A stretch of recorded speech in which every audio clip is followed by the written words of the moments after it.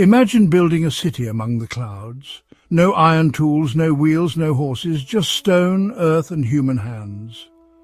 At the end of this story, you'll know why that hidden city, Machu Picchu, was placed where almost no one could see it, and how one ruler's vision reshaped an entire empire. This is the rise of Pachacuti, the Inca emperor who turned mountains into monuments. Pachacuti is born in the royal Inca line in Cusco in the 15th century. His father, Viracocha Inca, rules a growing kingdom in the Andes. The heir is supposed to be Pachacuti's brother, Urco. But the succession won't go as planned. On the horizon, a fierce enemy, the Chanca, marches toward Cusco. Panic spreads. According to tradition, the king and the heir flee. One prince stays. His name is Cusi Yupanqui, the man we will come to call Pachacuti, the world turner. He gathers warriors, stationing them on high ground above the city. He studies the valleys and the ridges, the choke points and the passes. He sends messengers to rally clans. He offers rewards, shares the plan and asks for courage. When the Chanca arrive, the fighting is brutal and close. The defenders push back wave after wave. By the end, Cusco stands, the Chanca retreat, and the prince, who refused to run, becomes the savior of the city. The people give him a new name, Pachacuti. The world has turned. With victory comes legitimacy. Pachacuti claims the throne. But he doesn't just want to rule Cusco. He wants to organize a world. He looks at the patchwork of communities, Quechua-speaking farmers on terraced slopes, herders in high Puna grasslands, traders on mountain roads, and he decides to weave them into one system. He renames the state Tawantinsuyu, the four parts together. Chinchaysuyu to the northwest, Antisuyu into the Amazon's edge, Colasuyu to the high plains of the south, Kuntisuyu to the west. Cusco is the navel, the center. He begins with order. Roads are extended and paved with stone. The Capac Nan, a network stretching thousands of kilometers across deserts, jungles and glaciers. Rope bridges span roaring rivers. Way stations, tambos, store food and tools. Runners, chasque, carry messages along the spine of the empire, handing off Kipu-recorded data about harvests, labor and tribute. Pachacuti formalizes the mita, a civic labor duty. Instead of coins, people pay the state with organized work, building terraces, carving canals, raising storehouses, marching in disciplined columns when it's time to expand. He also reshapes Cusco itself. He orders new plazas for ritual gatherings, straight avenues for parades, massive walls fitted so tight a knife blade cannot slip between stones. He elevates the Temple of the Sun, Coricancha, where golden panels glow and priests track the movement of Inti, the sun across the sky. Religion and state reinforce each other. The Sapa Inca rules with the blessing of Inti, and great festivals bind the empire with meaning and spectacle. Expansion follows structure. Diplomacy first, gifts, marriages, alliances, then pressure, the promise of protection in exchange for loyalty. And if needed, war, swift, organized, overwhelming. Conquered communities keep their fields and languages, but they must adopt Inca ways of administration. Pachacuti orders groups to relocate, Mitmakuna, spreading skilled farmers and craftsmen across the realm, reducing the chance of rebellion and sharing knowledge where it's needed. Storage houses fill with maize, potatoes, quinoa, dried meat.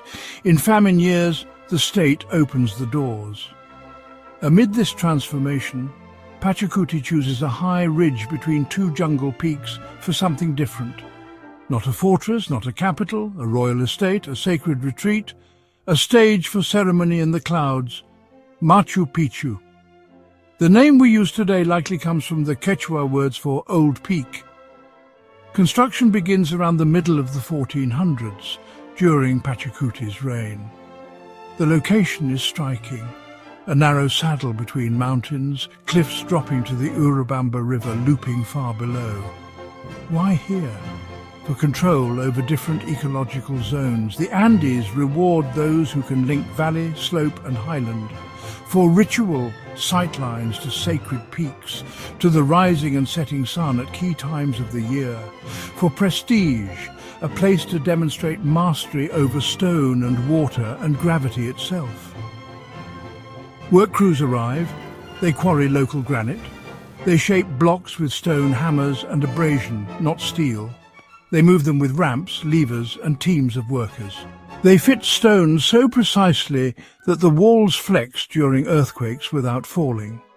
Terraces unfold down the slopes, each one a platform of earth behind a retaining wall, draining well, warming soil, growing food. A canal brings mountain water into the city, stepping through fountains, always flowing, always clean. Machu Picchu is carefully zoned. There are residences for retainers and attendants, storage buildings for dried foods and tools, and finer houses for nobles. The religious sector includes the Temple of the Sun, with its curved wall and trapezoidal windows framing the solstices. Nearby stands the Intihuatana, often called the hitching post of the sun, a carved stone aligned to the sky's cycles. There is a sacred plaza for gatherings and a ritual rock that mirrors the mountain profile behind it. Everything is positioned with purpose, to channel water, to catch sunlight, to frame the horizon. This isn't a mass urban centre like Cusco.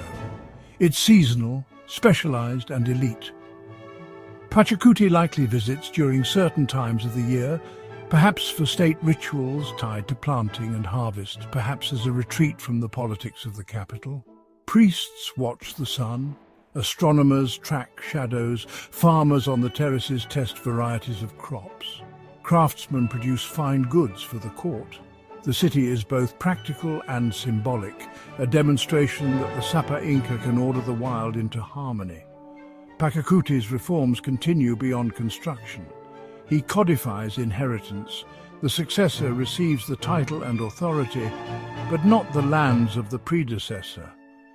Those estates remain active to honour the dead ruler, supported by their own labour force. It's a clever system and a pressure valve. Each new Sapa Inca must win his own conquest to fund his court. This drives expansion under Pachacuti and his successors, especially his son, Tupac Inca Yupanqui. The empire stretches from modern Colombia down to central Chile, the largest state the Americas have seen before Europeans arrive. Then time turns again. Pachacuti dies, likely in the 1470s. His mummy, like those of other Sapa Inca, becomes a political and spiritual presence in ceremonial life. The estates continue, the roads fill with runners, the storehouses overflow, until new strangers appear on the coast carrying steel and disease. The Spanish conquest will shatter the system within a lifetime of Pachacuti's death. Machu Picchu, remote and not on major colonial routes, fades from imperial memory and remains largely unknown to outsiders. Centuries pass. Local families farm the terraces and know the ruins by many names. In 1911, an American explorer, Hiram Bingham, reaches the ridge with the help of local guides and begins to publicize the site internationally. Photographs spread. Scholars argue about function and dates. Tourists arrive by train and bus. The place becomes a symbol of indigenous engineering, of Andean history, of a civilization that could bend stone to its will without mortar lines showing. What makes Pachacuti stand out is not just the city in the clouds, but the system he built to make that city possible. Roads that stitched mountains together, a labour tax that turned time into architecture, a capital whose plazas could host an empire's ceremonies, a state that planned for bad harvests and invested in terraces and canals. He understood that power is logistics and ritual, stone and story. So why was Machu Picchu placed where almost no one could see it? Because it wasn't meant to be seen by everyone. It was meant to be experienced by the few who had earned or inherited the right to be there. the ruler, his court, his priests, at specific times when the sun and the mountains aligned. It was a theatre for the state's most meaningful performances, set high above the everyday world. Its invisibility was part of its strength. Today, the same decisions that hid Machu Picchu for centuries are what make it feel miraculous. The turn in the road, the sudden reveal, the stonework that looks grown from the mountain itself.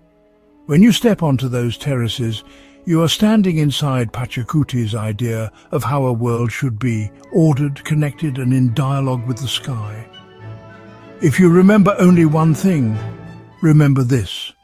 Pachacuti didn't just build Machu Picchu, he built the conditions that made it inevitable, an empire of roads and rituals that could lift a city into the clouds and keep it alive. The stones are silent, but the plan still speaks.